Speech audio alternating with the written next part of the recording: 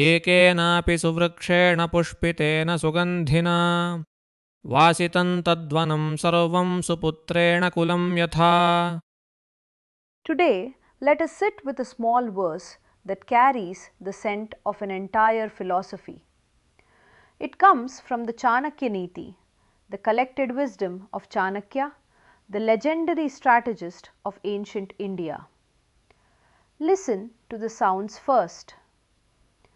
Ekenapi suvrikshena pushpitena sugandhina vāsitam tadvanam sarvam suputrena kulam yatha.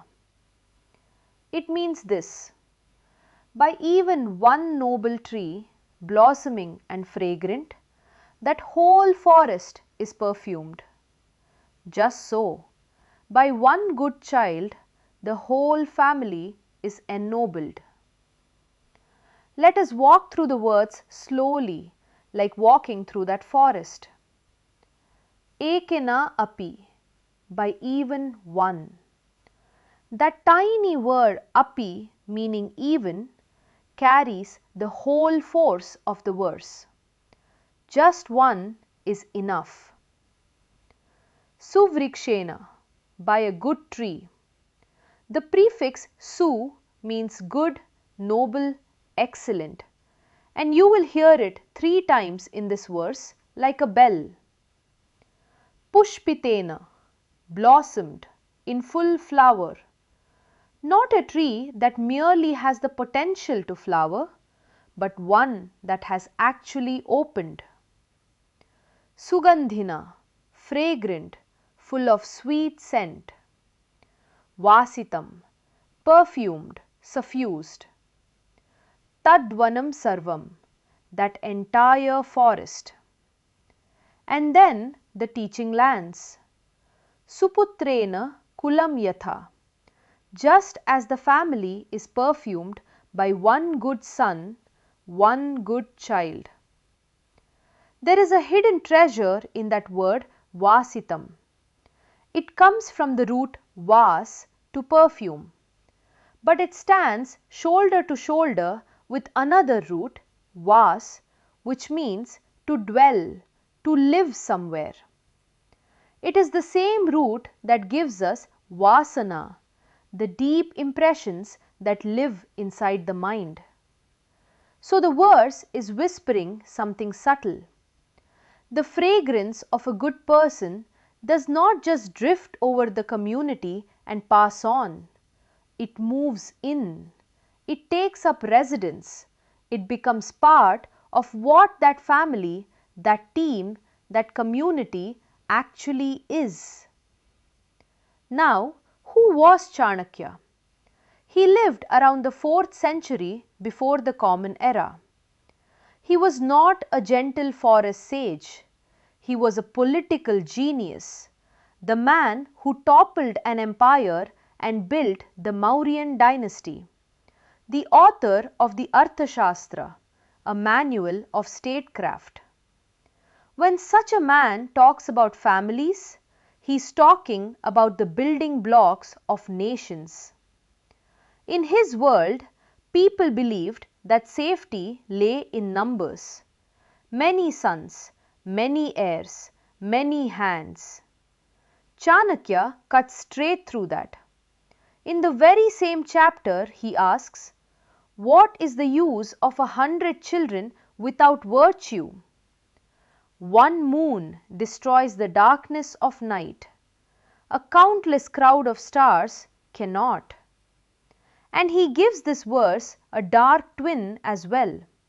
He says, by one dry tree catching fire, the whole forest burns, just as one corrupt child destroys an entire family.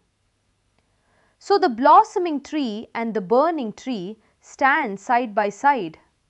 Influence flows both ways, and there is no neutral tree.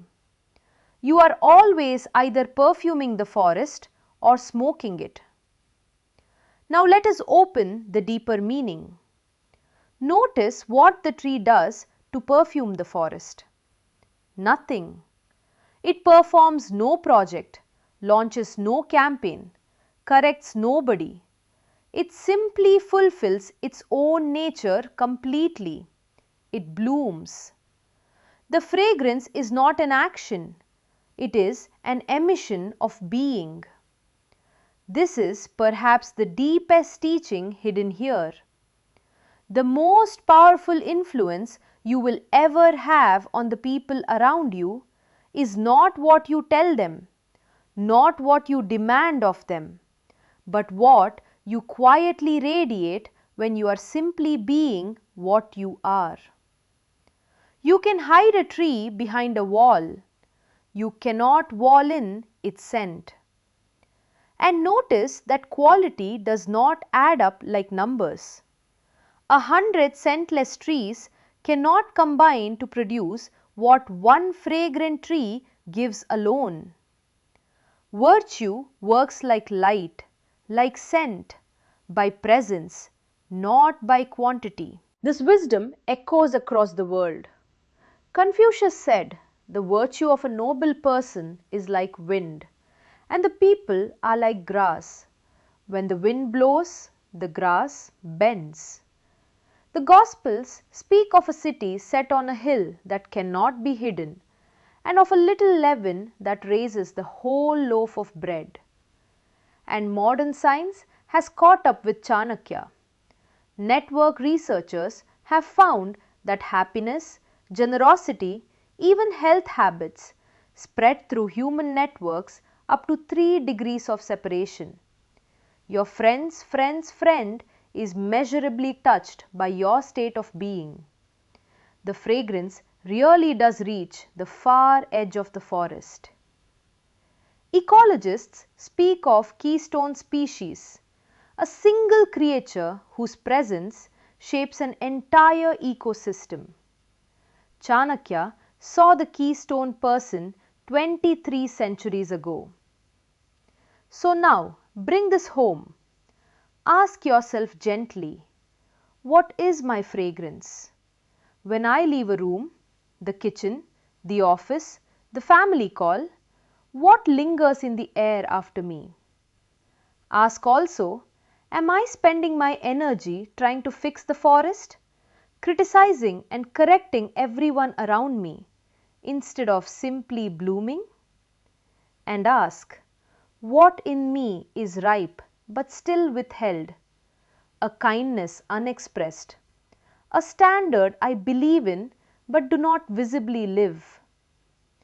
Here is a practice for this week. Call it the Fragrance Audit.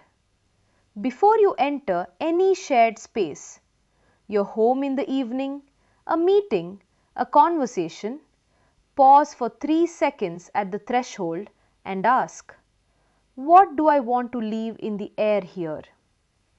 Choose one quality: calm, warmth, honesty.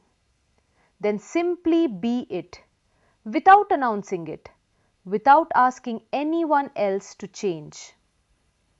And at the end of each day, write one honest line.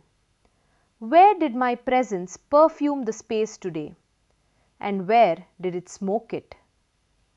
Because the verse is not really about trees and not only about suns. It is about you standing right now in the middle of your own forest. Ekenapi suvrikshena. Even one is enough. The forest is not asking you to save it. It is only asking one question every single day. Did you bloom? May your blossoming perfume everything around you. Om Shanti, Shanti, Shanti. एकेनापि सुवृक्षेण पुष्पितेन सुगन्धिना वासितं तद्वनं सर्वं सुपुत्रेण कुलं यथा